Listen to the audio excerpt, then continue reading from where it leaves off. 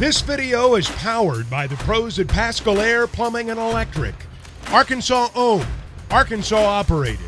GoPascal.com.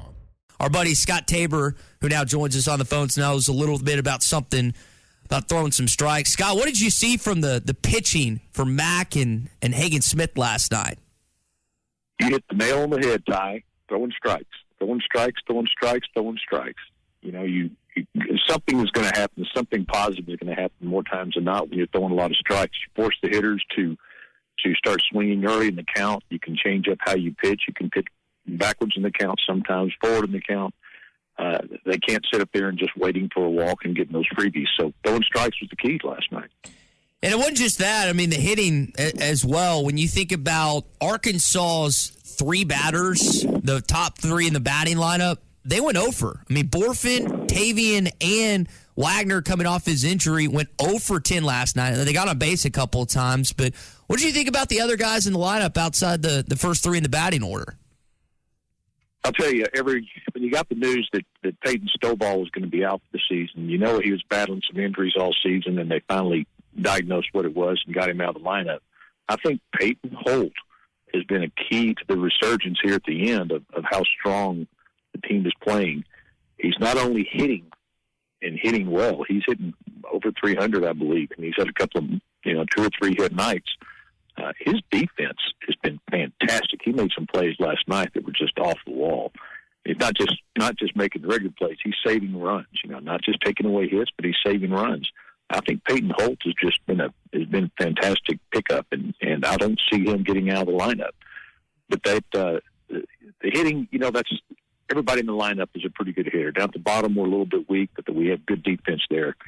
So everybody just kind of picks everybody up. Josenberger just coming back from injury, it kind of takes a little while, but for him to get back in the groove, but he's getting on base. And so if he's on base, good things are going to happen with the guys coming up behind him. We're talking about Hagen Smith throwing strikes and Will McIntyre throwing strikes. Scott, put it in perspective from the other side, because Patrick Riley was struggling to find the plate. That put guys on base, and it led to Vanderbilt having some uncharacteristic errors in the game.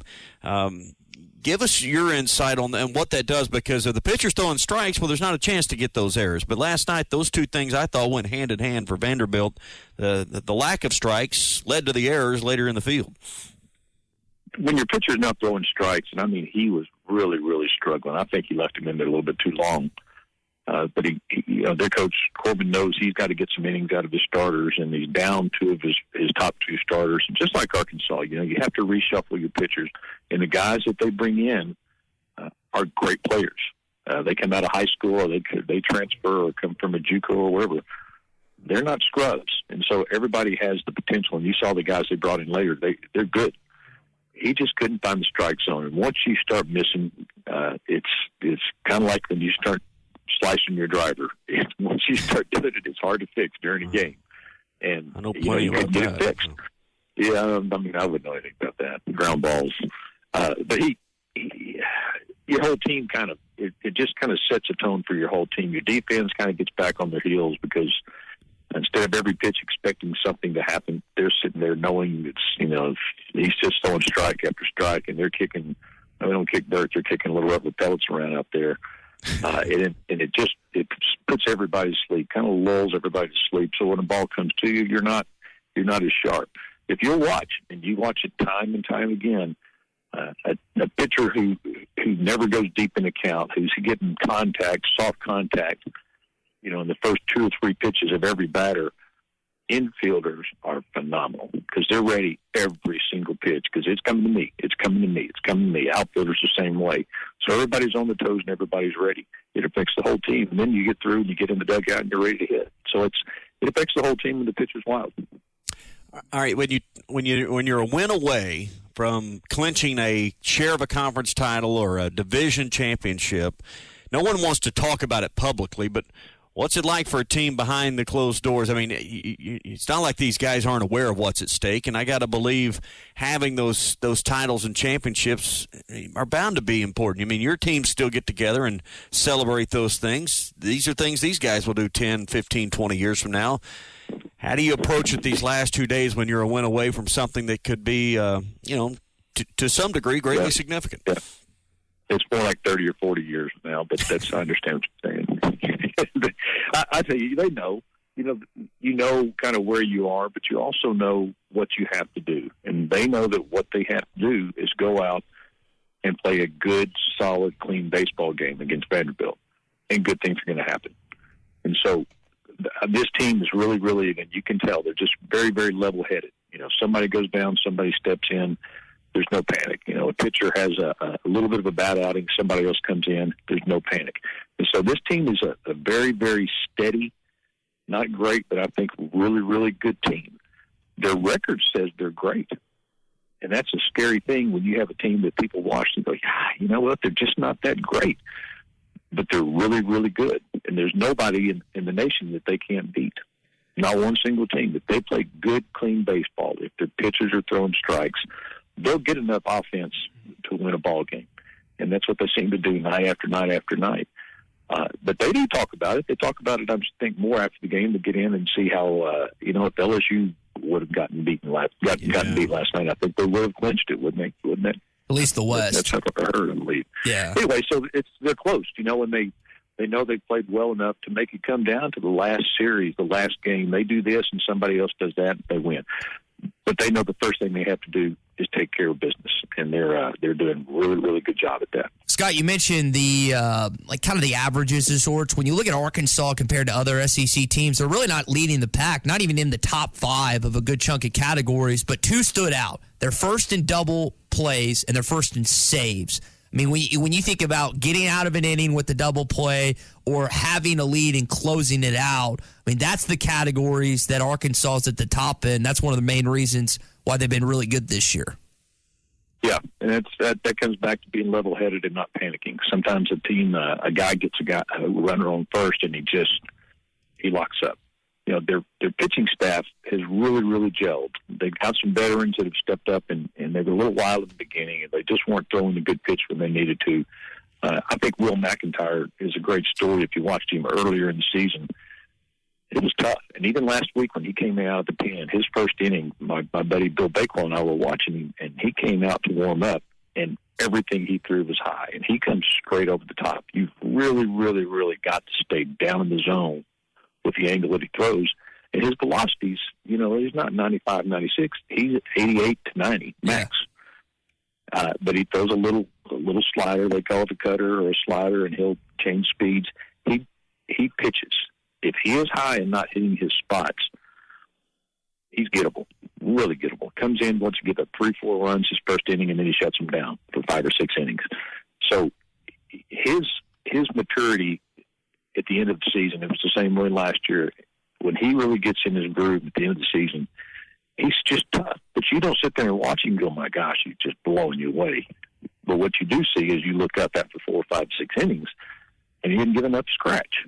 And so that's what you want out of a pitcher and out of a team, and that's what you're getting with this Razorback team. And then on the other end, you have Holland, you have Smith, you have Tiger, you Wood, and some guys that you watch them, you realize these guys are really good because they are. So everybody's kind of coming together at the same time, and that's what a coach really, really wants. But you can't coach that. That has to come from within the team, and I think this team has some good leadership. And it's not just the superstars that are leaders, but it's the guys behind the scene. I think Zach Morris, he's going to get his chance somewhere along the line in postseason. He's going to get his chance to shine because his last few outings have been stellar. But they're coming in right now. They're coming in with combinations of guys, and they kind of have the combinations locked in. We'll bring in, start off with Tiger and go with McIntyre. Well, that's going to be different now because McIntyre came in last night. Mm-hmm. So it'll be interesting to see how things get changed up in the postseason. Scott, you played back in the Southwest Conference days, and I know that you didn't compete against Vanderbilt year in, year out, but having to hear the Vandy Whistlers is quite annoying. Was there a fan that you remember from your playing days that stood out on the opposing team that just rubbed you all the wrong way? There was a guy at Texas, the University of Texas, and I wish I could remember his name. I can picture him. He ended up being the Attorney General for the state of Texas. And he was I think he was in law school, or I think he was in law school at the time. And he had this whole thing orchestrated where the fans would go completely quiet.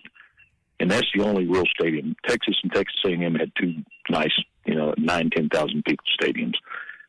And he would walk up and it'd be quiet. And he would go through this whole thing and then, I know this guy did this, and then everybody cheering and go, yeah, who's your daddy? Or they had the whole thing orchestrated. And it wasn't even annoying. It was kind of fun to listen to. I'm on the mound and they just, they'd rag you hard. My mom went to a game down there, and they were on her really, really hard. She had a Razorback hat on, and she was so happy to be there. And then she said, "They said some really nasty things about you." I said, well, "They're right. That's what they do at Texas." So he was a guy. I wish I could remember his name. We saw each other several times after I got out of baseball, and it was fun to sit down and have a beer with him. But Texas, yeah, always Texas. Well, Tabes, you're the best, and we hope to be talking with you. We will be talking to you next week, and we'll be talking about how far the Hogs are advancing in Hoover at the SEC tournament. Yeah, I think he's going to use Hoover to really get his pitching in line and figure out exactly kind of what he's going to want to do. So we may see some different combinations come in to get some guys some work and to get everybody ready for when postseason starts. All right, we'll talk to you next week.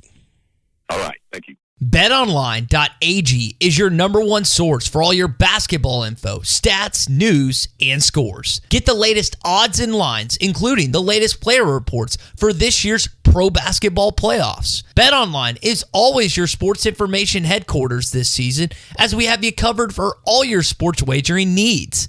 Basketball, MLB, NHL hockey, right down to UFC and boxing. BetOnline is the fastest and easiest way for you to get your betting info, including live betting options and your favorite casino and card games you can play right from your home. Head to the website today or use your mobile device to get in on the action. Be sure to use our promo code BELIEVE to receive your 50% welcome bonus on your first deposit. That's BLEAV. BLEAV. Bet online, where the game starts.